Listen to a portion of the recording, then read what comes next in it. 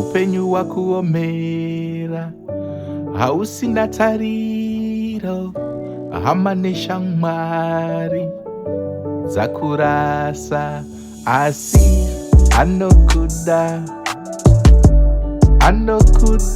Mwari uyu anokuda, usaore moyo, anokuda Mwari uyu anokuda, usashushikane, anomira newe nyangwe zvikaita sezvanonoka, mumirire achakurwira,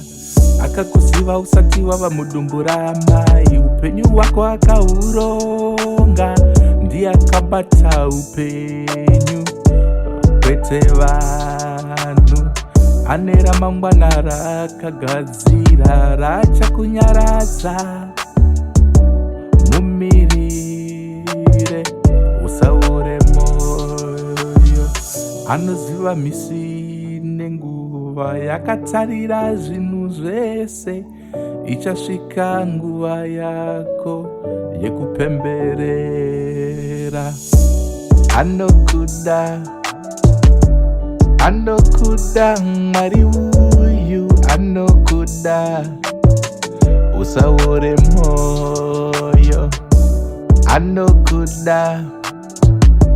anokuda Mwari uyu anokuda,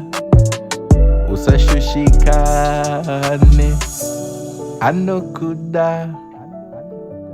anokuda Mwari uyu anokuda, usaore moyo.